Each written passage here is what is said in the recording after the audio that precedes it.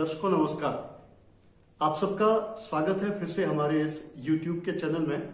और इस चैनल में हम आपको कई बार ऐसे लोगों से रूबरू करवाते हैं जिन्होंने इस समाज के लिए एक विशेष ढंग से कार्य किया। कुछ लोग ऐसे होते हैं जिन्हें उनके काम के लिए याद किया जाता है। गत बार कुछ शख्सियतों के बारे में हमने आपसे जानकारी कराई थी और आज हम आपको बाड़मेर के जन्मे जाए एक ऐसे व्यक्ति के बारे में बता रहे हैं जिन्होंने अपने काम से पूरे देश में नाम कमाया है, पूरे देश को एक नई दिशा देने का काम किया है और बच्चों के साथ काम करके उन बच्चों की रोचकता बढ़ाई है अपने शिक्षण के कार्य में, सिविल सोसाइटी में।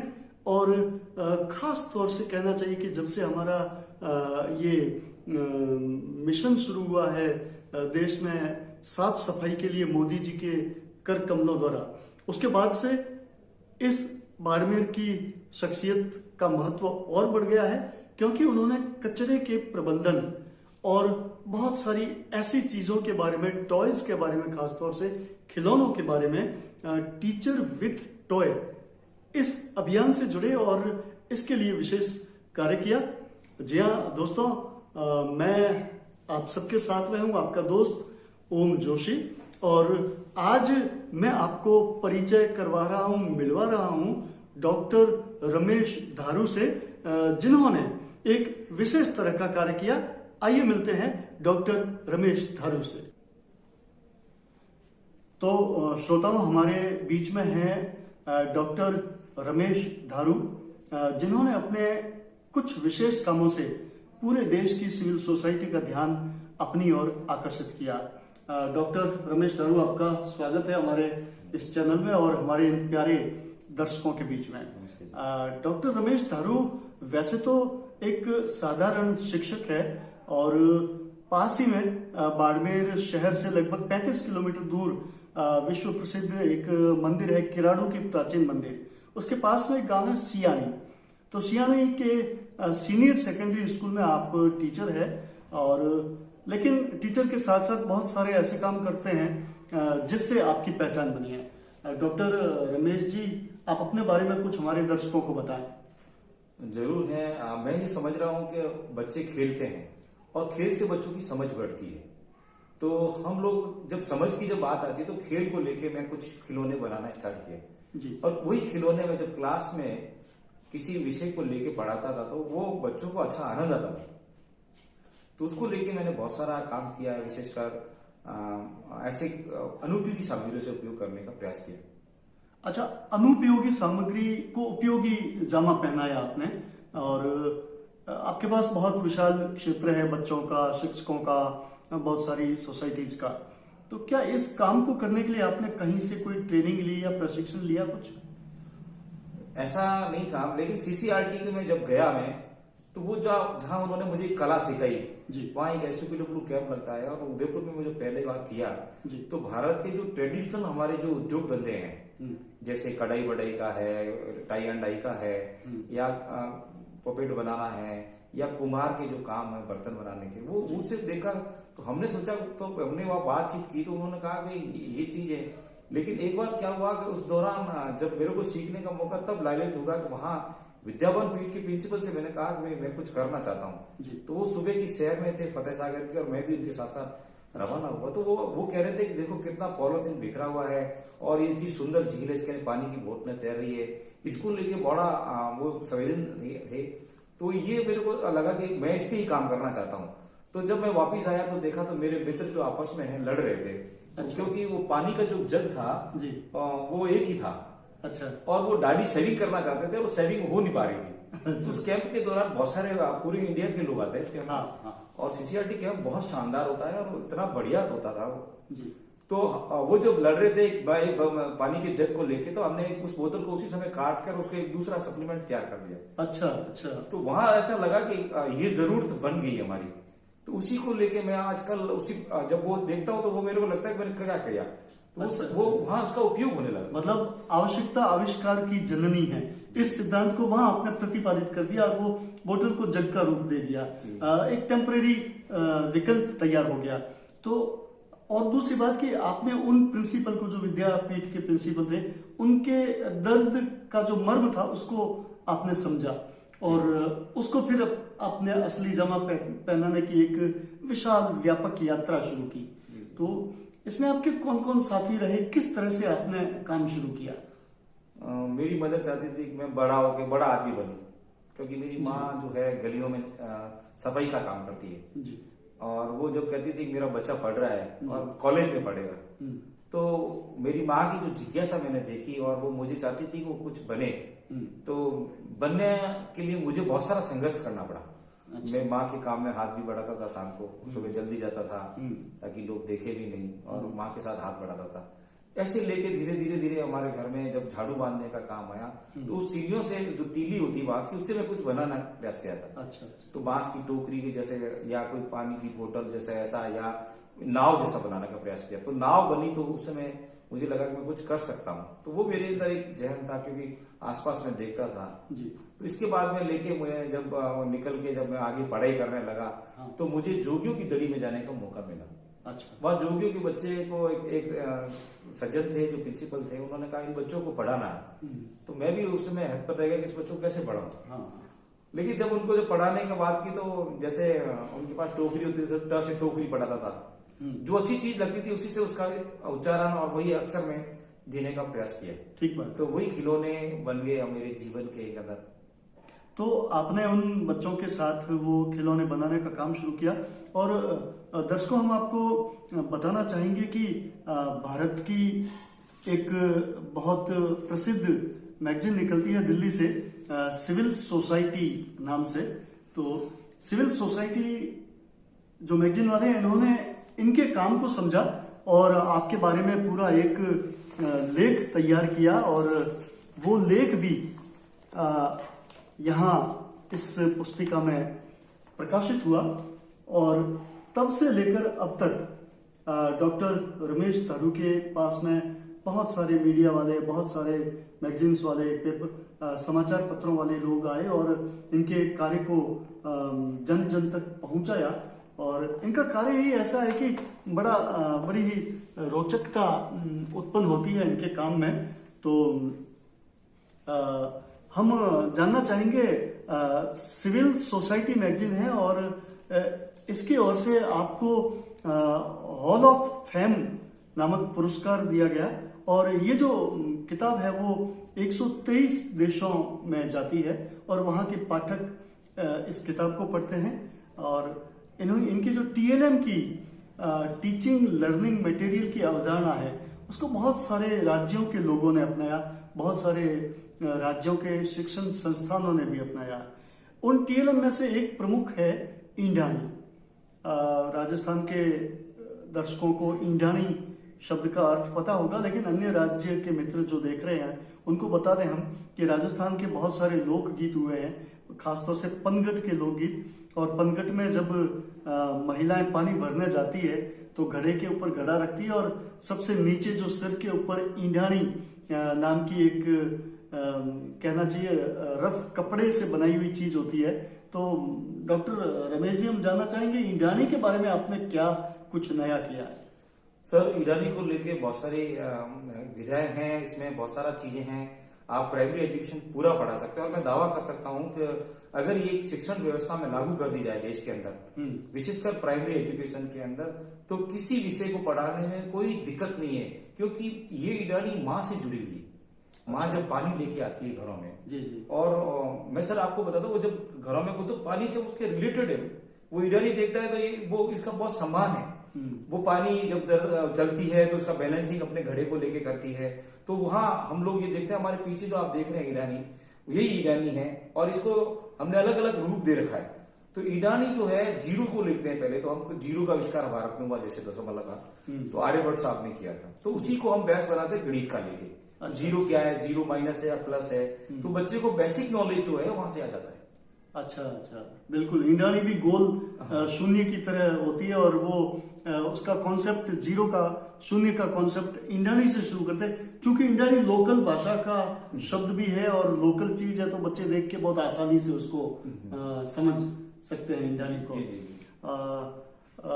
डॉक्टर रमेश दारू, एक बात हमारे जहन में बार बार आती है कि आपने बताया कि आपकी माताजी साफ सफाई का काम करती थी या करती है सरकार में रहते हुए, और आपने सामान्य लोगों के साथ में शिक्षा ग्रहण की। आप फिर शिक्षक भी बने और सिविल सोसाइटी में बहुत आपका आना जाना है। आपको कहीं ऐसा नहीं लगता है कि मेरे काम को देखकर या मेरे इस तरह से लोगों के बीच देखकर लोग क्या सोचते होंगे? जरूर ही है। जब मैं इस काम को नहीं करता था, उससे पहले जब मैं पढ़ता था, तो जरूर मुझको सामना करना पड़ा कई चीजों का। अच्छा। और वो मुझे कठिनाइयां भी झेलनी पड़ी। जैसे समाज में प्रचलन है बहुत सारी ऐसी कुरीतियां जिसको कह सकते हैं। बिल्कुल बिल्कुल। लेकिन जब धीरे धीरे जब मैंने अपनी कला और अपना एक समाज को कुछ देने का ठान ली और कुछ बनाना स्टार्ट किया, तो लोग मेरे इस काम को तारीफ करने लगे। अच्छा। और वो तारीफ और सम्मान जो मिला मुझे, वो मेरे काम को और गति और ऊर्जा देने लगा। और इस प्रकार मैं समाज के अंदर आया और लोगों को बताया कि ये भी एक कला है। और देखो आज देखते हैं, आप मानते हैं इंद्राणी को लेके तो इतना बड़ा काम है जापान के अंदर। इसको एक क्लासें लगती है इसकी, सिर्फ मेडिटेशन कराने के लिए पूरा फोकस लेके चलते हैं। वो अदर हिलते नहीं है और पूरा दिमाग वहां रहता है, बैलेंसिंग चलते हैं। तो ये बैलेंसिंग वो उसके दिमाग को एकदम फोकस करता है और फोकस इतना करता है कि वो चलते हैं। बच्चे, छोटे छोटे बच्चों को कराते हैं ये। अच्छा। जिससे क्या बच्चों का ध्यान आकर्षण, ध्यान एक जगह रखने के लिए ये प्रैक्टिस कराई जाती है। तो मैं जब समाज के अंदर गया तो समाज ने कहा कि ये तो बहुत बढ़िया चीज है, बिल्कुल उपयोगी चीज है। तो मेरा उसमें सम्मान होने लगा, मेरी वो दूरियां खत्म होने लगी। जो मुझे घृणा की दृष्टि से देखते थे, वो मुझे नहीं देखने लगे फिर, क्योंकि मेरा काम ही ऐसा था। वो चाहते थे कि आगे आए, और उनके सहयोग से बहुत सारे साथी लोग हैं जो मुझे सहयोग करते थे।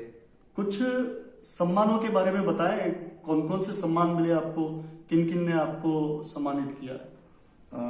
सम्मान के लिए तो देखो, सम्मान के लिए तो क्या कह सकते हैं, जो सब चाहते हैं इन्हें सम्मान मिले। जी। राजस्थान की जितनी भी डाइट हैं, हाँ, उनके सारे शिक्षक मेरे को बहुत सम्मान करते हैं और मुझे दिल से लेते हैं। SIRT मुझे बहुत प्यार करती है और मेरे काम को भी बहुत तवज्जुह देती है। SIRT के जो राजस्थान के डाइट के जितने भी 33 हैं, वो इस काम को देखना चाहते थे। एक बार हमारी जब कला वहां लगी तो उन्होंने कहा ये क्या चीज है, ये नई चीज है। क्योंकि पॉलीथीन जो गाय खा के मर जाती है, तो उसको लेके हमने काम किया है, इंद्राणी बनाई है, सरपंच साहब से भी बात की हमने। देखो गांव में इस प्रकार बिक रहा है, जो हमारे खेत और खलियान जब खराब हो जाते हैं, तो वो जो सम्मान सरपंचों ने दिया गांव में, और उसके बाद में सरपंचों के देने के बाद में हमने यह जिला कलेक्टर से भी मिला सम्मान हमको। अच्छा। और उसके बाद में जब जिला कलेक्टर साहब से मिला सम्मान, तो उदय डाइट के लोगों ने दिया, SIRT में हमें सम्मान, और बहुत बड़े अवार्ड दिए मुझे, जो पीछे आप नजर आ रहे हैं, काफी समाजों में भी दिए। तो मेरे को सबसे बड़ा एक इनाम मिला था, वो मैंने एक इनोवेशन किया था। जी। तो इनोवेशन को लेके 2019 के अंदर हमारी एक बच्ची रेलवे कुआं नंबर 3 की डिम्पल सोनी करके, वो राष्ट्रीय स्तर पे गई। अच्छा। और बाड़मेर का गौरव बढ़ाया हमारा। तो बहुत लगा कि वो लड़की इतनी टैलेंटेड थी, क्योंकि वो सैनिटेशन पे काम करती थी। आज सैनिटेशन को जिसको देखते हैं, तो हमने 2019 में कर दिया था। तो सैनिटेशन को देख के जब वो काम लगा उनको, तो वो सैनिटेशन के सम्मान में मुझे एक इनोवेटर का मुझे स्पेशली प्राइज दिल्ली में दिया गया। अच्छा। हाँ। उसके बाद में 2016 में बहुत सारे NGO ने मिलकर मेरे साथ में एक अपनी बाइट ली और मेरे काम को देखने के लिए मेरे गांव आए, बच्चों के साथ भी डिस्कस किया और काफी जूरी बैठी। अच्छा। और आखिर डिस्कस करने के बाद में मुझे दिल्ली के लिए बुलाया गया। अच्छा। और उसमें हॉल ऑफ फेम अवार्ड दिया गया। अच्छा। उसमें हॉल ऑफ फेम अवार्ड में ये था जी, 2016 में जो मिला था मुझे, वो कह रहे थे 7 चेंजिंग लीडर जी, जो भारत के अंदर काम कर रहे हैं, वो वर्किंग कर रहे हैं और वो जरूर समाज में बदलाव ला सकते हैं, जिसमें मेरा भी एक मान बढ़ा। जी जी।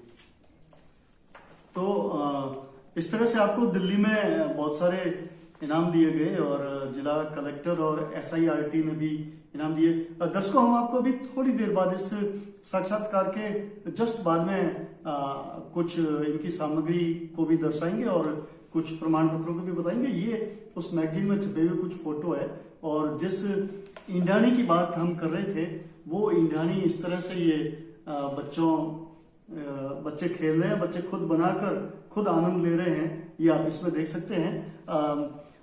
डॉक्टर रमेश जी, हम जाते जाते आपसे एक प्रश्न पूछना चाहेंगे कि सरकार से आप जिस तरह का काम कर रहे हैं और जो बच्चों में बदलाव आप चाह रहे हैं, सरकार से आप क्या अपेक्षा रखते हैं, क्या होना चाहिए?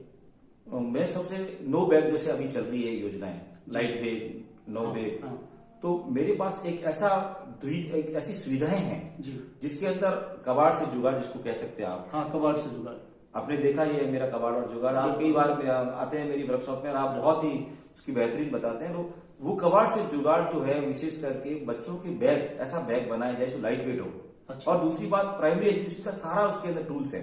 अच्छा। और वो बच्चा सबसे पहले हिंदी पढ़ता है तो हिंदी के सारे लेटर हैं और मात्राएं हैं, अंग्रेजी के लेटर है, अंग्रेजी पढ़ सकता है। अच्छा। और 1 0 से 9 तक उसकी सारी उसके अंदर गिनती है, काउंटिंग है सारी। जी जी।